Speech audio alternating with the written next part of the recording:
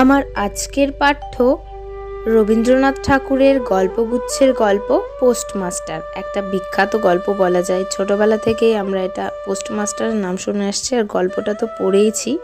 তো চলুন শুরু করা যাক। প্রথম কাজ আরম্ভ করিয়াই উলাপুর গ্রামে পোস্টমাস্টারকে আসিতে হয়। গ্রামটি অতি সামান্য, নিকটে একটি নীলকুঠি আছে। তাই কুঠির সাহেব অনেক জোগাড় করিয়া এই নূতন পোস্ট অফিস স্থাপন করাইয়াছে। আমাদের পোস্টমাস্টার কলিকাতার ছেলে। জলের মাছকে ডাঙায় তুলিলে যেরকম হয়, এই গণ্ডগ্রামের মধ্যে আসিয়া পোস্টমাস্টারেরও সেই দশা উপস্থিত হইয়াছে। একখানি অন্ধকার আটচালার মধ্যে তাহার আপিস, অদূরে একটি পানা পুকুর এবং তাহার চারিপাড়ে জঙ্গল। কুঠির গোমস্তা প্রভৃতি যে সকল কর্মচারী আছে, তাহাদের ফুরসত প্রায় নাই এবং তাহারা ভদ্রলোকের সহিত মিশিবার উপযুক্ত নহে। বিশেষত কলিকাতার ছেলে ভালো করিয়া মিশিতে জানে না। অপরিচিত স্থানে গেলে হয় উদ্ধত নয় অপ্রতিভ হইয়া থাকে। এই কারণে স্থানীয় লোকের সহিত তাহার মেলামেশা হইয়া ওঠে না। অথচ হাতে কাজ অধিক নাই। কখনো কখনো দুটো একটা কবিতা লিখিতে চেষ্টা করেন। তাহাতে এমন ভাব ব্যক্ত করিয়াছেন যে সমস্ত দিন তরুপল্লবের কম্পন এবং আকাশের মেঘ দেখিয়া জীবন বড় সুখে কাটিয়া যায়। কিন্তু অন্তর্যামী জানেন, যদি আরব্য উপন্যাসের কোনো দৈত্য আসিয়া এক রাত্রের মধ্যে এই শাখা পল্লব সমেত সমস্ত গাছগুলা কাটিয়া পাকা রাস্তা বানাইয়া দেয় এবং সারি সারি অট্টালিকা আকাশের মেঘকে দৃষ্টিপথ হইতে রুদ্ধ করিয়া রাখে, তাহা হইলে এই আধমরা ভদ্র সন্তানটি পুনশ্চ নবজীবন লাভ করিতে পারে। পোস্টমাস্টারের বেতন অতি সামান্য, নিজে রাঁধিয়া খাইতে হয় এবং গ্রামের একটি পিতৃমাতৃহীন অনাথা বালিকা তাহার কাজকর্ম করিয়া দেয়। চারিটি খাইতে পায়। মেয়েটির নাম রতন, বয়স 12-13। বিবাহের বিশেষ সম্ভাবনা দেখা যায় না। সন্ধ্যার সময় যখন গ্রামের গোয়ালঘর হইতে ধূমকুণ্ডলায়িত হইয়া উঠিত, ঝোপে ঝোপে ঝিল্লি ডাকিত, দূরে গ্রামের নেশাখোর বাউলের দল খোল করতাল বাজাইয়া উচ্চস্বরে গান জুড়িয়া দিত, যখন অন্ধকার দাওয়ায় একলা বসিয়া গাছের কম্পন দেখিলে কবি হৃদয়েরও ঈষৎ হৃৎকম্প উপস্থিত হইত, তখন ঘরের কোণে একটি ক্ষীণশিখা প্রদীপ জ্বলিয়া পোস্টমাস্টার ডাকিতেন, রতন। রতন দ্বারে বসিয়া এই ডাকের জন্য অপেক্ষা করিয়া থাকিত, কিন্তু এক ডাকে ঘরে আসিত না। বলিত, কি গো বাবু, কেন ডাকছ? পোস্টমাস্টার, তুই কি করছিস? রতন, এখনই চুলো ধরাতে যেতে হবে হেসেলের। পোস্টমাস্টার, তোর হেসেলের কাজ পরে হবে, এখন একবার তামাকটা সেজে দে তো। অনতিবিলম্বে দুটি গাল ফুলাইয়া কলিকায় ফু দিতে দিতে রতনের প্রবেশ। হাত হইতে কলিকাটা লইয়া পোস্টমাস্টার ফস করিয়া জিজ্ঞাসা করেন, আচ্ছা রতন, তোর মাকে মনে পড়ে? সে অনেক কথা, কতক মনে পড়ে, কতক মনে পড়ে না। মায়ের চেয়ে বাপ তাহাকে বেশি ভালোবাসিত। বাপকে অল্প অল্প মনে আছে। পরিশ্রম করিয়া বাপ সন্ধ্যাবেলায় ঘরে ফিরিয়া আসিত। তাহারই মধ্যে দৈবাত দুটি একটি সন্ধ্যা তাহার মনে পরিষ্কার ছবির মতো অঙ্কিত আছে। এই কথা হইতে হইতে ক্রমে রতন পোস্টমাস্টারের পায়ের কাছে মাটির প্রদীপে বসিয়া পড়িত। মনে পড়িত, তাহার একটি ছোট ভাই ছিল। বহু পূর্বেকার বর্ষার দিনে একদিন একটি ডোবার ধারে দুইজন মিলিয়া গাছের ভাঙা ডালকে ছিপ করিয়া মিছিমিছি মাছ ধরা খেলিয়াছিল।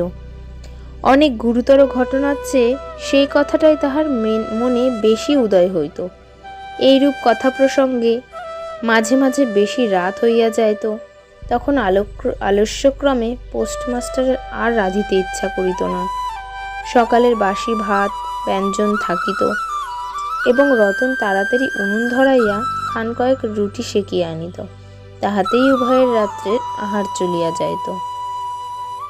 একদিন সন্ধ্যাবেলায় সেই বৃহৎ আটচালার কোণে আপিসের কাঠের চৌকির ওপর একলা ঘরে বসিয়া যাহাদের জন্য হৃদয় ব্যথিত হইয়া উঠিত, তাহাদের কথা যে সকল কথা সর্বদাই মনে উদয় হয়, অথচ নীলকুঠির গোমস্তাদের কাছে যাহা কোনো মতেই উত্থাপন করা যায় না, সেই কথা একটি অশিক্ষিতা ক্ষুদ্র বালিকাকে বলিয়া যাইতেন। কিছুমাত্র অসঙ্গত মনে হইত না। অবশেষে এমন হইল, বালিকা কথোপকথনকালে তাহার ঘরের লোকদিগকে মা, দিদি, দাদা বলিয়া চিরপরিচিতের ন্যায় উল্লেখ করিত। এমনকি তাহার ক্ষুদ্র হৃদয়পটে বালিকা তাহাদের কাল্পনিক মূর্তিও চিত্রিত করিয়া লইয়াছিল। একদিন বর্ষাকালে মেঘমুক্ত দ্বীপ্রহরে ঈষৎ তপ্ত সুকোমল বাতাস দিতেছিল। রৌদ্রে ভিজা ঘাস এবং গাছপালা হইতে এক প্রকার গন্ধ উত্থিত হইতেছিল। মনে হইতেছিল যেন ক্লান্ত ধরণীর উষ্ণ নিঃশ্বাস গায়ের ওপর আসিয়া লাগিতেছে এবং কোথাকার এক নাছোড়বান্দা পাখি তাহার একটানা সুরের নালিশ সমস্ত দুপুরবেলা প্রকৃতির দরবারে অত্যন্ত করুণ স্বরে বারবার আবৃত্তি করিতেছিল। পোস্টমাস্টারের হাতে কাজ ছিল না। সেদিনকার বৃষ্টিধৌত মসৃণ চিক্কণ তরুপল্লবের হিল্লোল এবং পরাভূত বর্ষার ভগ্নাবশিষ্ট রৌদ্রশুভ্র স্তূপাকার মেঘস্তর বাস্তবিকই দেখিবার বিষয় ছিল। পোস্টমাস্টার তাহা দেখিতেছিলেন এবং ভাবিতেছিলেন, এই সময় কাছে একটি কেহ নিতান্ত আপনার লোক থাকিত, হৃদয়ের সহিত একান্ত সংলগ্ন একটি স্নেহপুত্তলী মানব মূর্তি। ক্রমে মনে হইতে লাগিল, সেই পাখি ওই কথাই বারবার বলিতেছে এবং জনহীন তরুচ্ছায়ার নিমগ্ন মধ্যাহ্নের পল্লব মর্মরের অর্থ কতকটা ঐরূপ। কেহ বিশ্বাস করে না এবং জানিতেও পায় না, কিন্তু ছোট পল্লীর সামান্য বেতনের সাব পোস্টমাস্টারের মনে গভীর নিস্তব্ধ মধ্যাহ্নে দীর্ঘ ছুটির দিনে এইরূপ একটা ভাবের উদয় হইয়া থাকে। পোস্টমাস্টার একটা দীর্ঘ বিশ্বাস ফেলিয়া ডাকিলেন, রতন। রতন তখন পেয়ারা তলায় পা ছড়াইয়া দিয়া কাঁচা পেয়ারা খাইতেছিল। প্রভুর কণ্ঠস্বর শুনিয়া অবিলম্বে ছুটিয়া আসিল। হাঁপাইতে হাঁপাইতে বলিল, দাদাবাবু ডাকছ? পোস্টমাস্টার বলিলেন, তোকে আমি একটু একটু করে পড়তে শেখাবো বলিয়া সমস্ত দুপুরবেলা তাহাকে লইয়া স্বরে আ করিলেন এবং এইরূপে অল্পদিনেই যুক্তাক্ষর উত্তীর্ণ হইলেন। শ্রাবণ মাসে বর্ষণের আর অন্ত নাই। খাল, বিল, নালা জলে ভরিয়া উঠিল। অহর্নিশি ভেবে ডাক এবং বৃষ্টির শব্দ। গ্রামের রাস্তায় চলাচল প্রায় এক প্রকার বন্ধ। নৌকা করিয়া হাটে যাইতে হয়। একদিন প্রাতঃকাল হইতে খুব বাদলা করিয়াছে। পোস্টমাস্টারের ছাত্রীটি অনেকক্ষণ দ্বারের কাছে অপেক্ষা করিয়া বসিয়াছিল, কিন্তু অন্যদিনের মতো যথাসাধ্য নিয়মিত ডাক শুনিতে না পাইয়া আপনি খঙ্গিপুঁথি লইয়া ধীরে ধীরে ঘরের মধ্যে প্রবেশ করিল।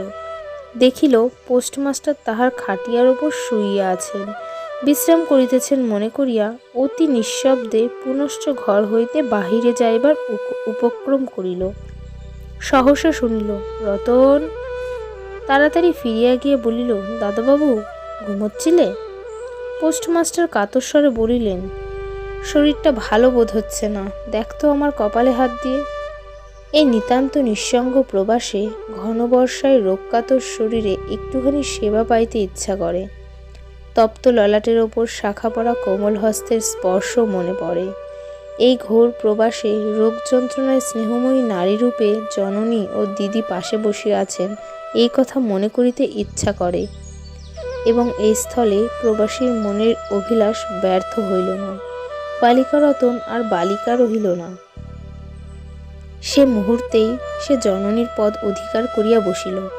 বৈদ্য ডাকিয়া আনিল, যথাসময়ে বটিকা খাওয়াইল, সারা রাত্রি শিওরে জাগিয়া রহিল, আপনি পথ্য বাঁধিয়া দিল এবং শতবার করিয়া জিজ্ঞাসা করিল, হ্যাঁ গো দাদাবাবু, একটুখানি ভালো বোধ হচ্ছে কি? বহুদিন পরে পোস্টমাস্টার ক্ষীণ শরীরে রোগশয্যা ত্যাগ করিয়া উঠিলেন। মনে স্থির করিলেন, আর নয়, এখান হইতে কোনো মতে বদলি হইতে হইবে। স্থানীয় অস্বাস্থ্যের উল্লেখ করিয়া তৎক্ষণাৎ কলিকাতায় কর্তৃপক্ষের নিকট বদলি হইবার জন্য দরখাস্ত করিলেন। রোগসেবা হইতে নিষ্কৃতি পাইয়া রতন দ্বারের বাহিরে আবার তাহার স্বস্থান অধিকার করিল। কিন্তু পূর্ববৎ আর তাহাকে ডাক পারে না। মাঝে মাঝে উঁকি মারিয়া দেখে পোস্টমাস্টার অত্যন্ত অন্যমনস্কভাবে চৌকিতে বসিয়া অথবা খাটিয়ায় শুইয়া আছেন।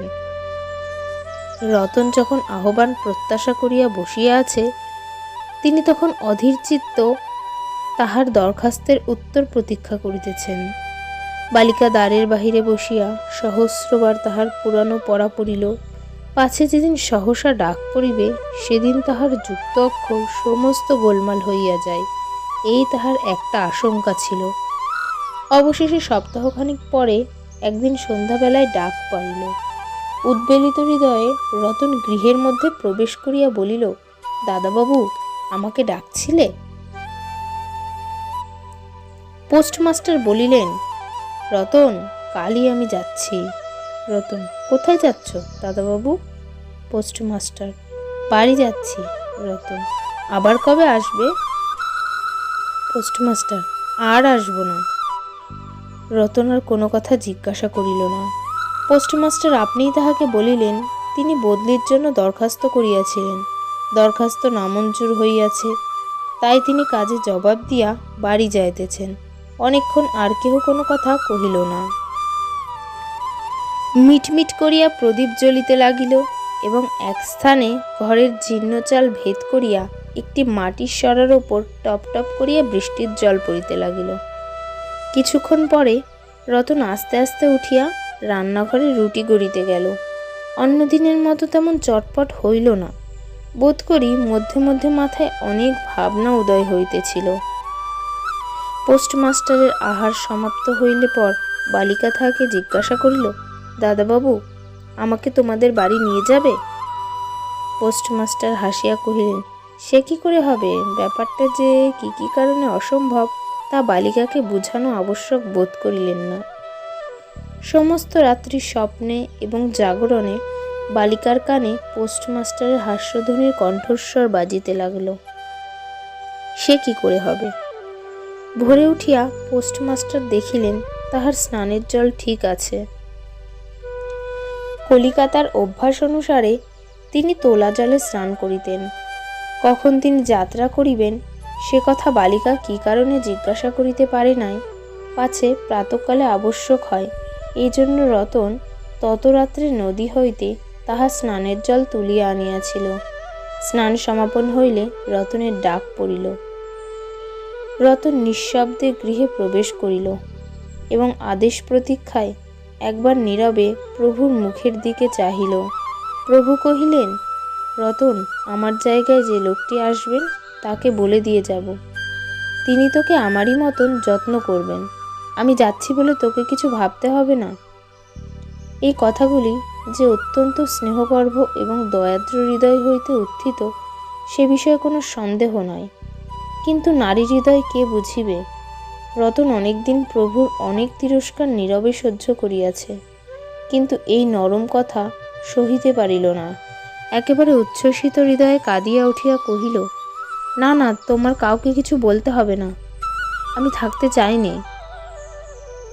পোস্টমাস্টার রতনের এরূপ ব্যবহার কখনো দেখেন নাই, তাই অবাক হইয়া রহিলেন। নতুন পোস্টমাস্টার আসিল, তাহাকে সমস্ত চার্জ বুঝাইয়া দিয়া পুরাতন পোস্টমাস্টার গমনোন্মুখ হইলেন। যাইবার সময় রতনকে ডাকিয়া বলিলেন, রতন, তোকে আমি কখনো কিছু দিতে পারিনি, আজ যাওয়ার সময় তোকে কিছু দিয়ে গেলুম, এতে তোর দিন কয়েক চলবে। কিন্তু কিছু পথ খরচা বাদে তাহার বেতনের যত টাকা পাইয়াছিলেন পকেট হইতে বাহির করিলেন। তখন রতন ধুলাই পড়িয়া তাহার পা জড়াইয়া ধরিয়া কহিল, দাদাবাবু, তোমার দুটি পায়ে পড়ি, তোমার দুটি পায়ে পড়ি, আমাকে কিছু দিতে হবে না, তোমার দুটি পায়ে পড়ি, আমার জন্য কাউকে কিচ্ছু ভাবতে হবে না, বলিয়া এক দৌড়ে সেখান হইতে পলাইয়া গেল। ভূতপূর্ব পোস্টমাস্টার নিঃশ্বাস ফেলিয়া হাতে কার্পেটের ব্যাগ ঝুলাইয়া কাঁধে ছাতা লইয়া মুটের মাথায় নীল ও শ্বেতরেখায় চিত্রিত টিনের প্যাটরা তুলিয়া ধীরে ধীরে নৌকাভিমুখে চলিলেন। যখন নৌকায় উঠিলেন এবং নৌকা ছাড়িয়া দিল, বর্ষা বিস্ফোরিত নদী ধরণীর উচ্ছ্বলিত অশ্রুরাশির মতো চারিদিকে ছলছল করিতে লাগিল। তখন হৃদয়ের মধ্যে অত্যন্ত একটা বেদনা অনুভব করিতে লাগিলেন। একটা সামান্য গ্রাম্য বালিকার করুণ মুখচ্ছবি যেন এক বিশ্বব্যাপী বৃহৎ অব্যক্ত মর্মব্যথা প্রকাশ করিতে লাগিল। একবার নিতান্ত ইচ্ছা হইল ফিরিয়া যাই, জগতের ক্রোড় বিচ্যুত সে অনাথিনীকে সঙ্গে করিয়া লইয়া আসি। কিন্তু তখন পারে বাতাস পাইয়াছে, বর্ষার স্রোত ঘোরতর বগে বহিতেছে, গ্রাম অতিক্রম করিয়া নদীকূলের শ্মশান দেখা দিয়াছে এবং নদী প্রবাহে ভাসমান পথিকের উদাস হৃদয়ে এই তত্ত্বের উদয় হইল, জীবনে এমন কত বিচ্ছেদ, কত মৃত্যু আছে, ফিরিয়া ফল কি, পৃথিবীতে কে কাহার। কিন্তু রতনের মনে কোনো তত্ত্বের উদয় হইল না। সে সেই পোস্ট অফিস গৃহের চারিদিকে কেবল অশ্রুজলে ভাসিয়া ঘুরিয়া ঘুরিয়া বেড়াইতেছিল। বোধ করি তাহার মনে ক্ষীণ আশা জাগিতেছিল, দাদাবাবু যদি ফিরিয়া আসে। সেই বন্ধনে পড়িয়া কিছুতেই দূরে যাইতে পারিতেছিল না। হায় বুদ্ধিহীন মানব হৃদয়, ভ্রান্তি কিছুতেই ঘোচে না। যুক্তিশাস্ত্রের বিধান বহু বিলম্বে মাথায় প্রবেশ করে। প্রবল প্রমাণকেও অবিশ্বাস করিয়া মিথ্যা আশাকেই দুই বাহুপাশে বাঁধিয়া বুকের ভিতর প্রাণপণে জড়াইয়া ধরা যায়। অবশেষে একদিন সমস্ত নাড়ি কাটিয়া হৃদয়ের রক্ত শুষিয়া সে পলায়ন করে। তখন চেতনা হয় এবং দ্বিতীয় ভ্রান্তিপাশে পড়িবার জন্য চিত্ত ব্যাকুল হইয়া ওঠে। নমস্কার।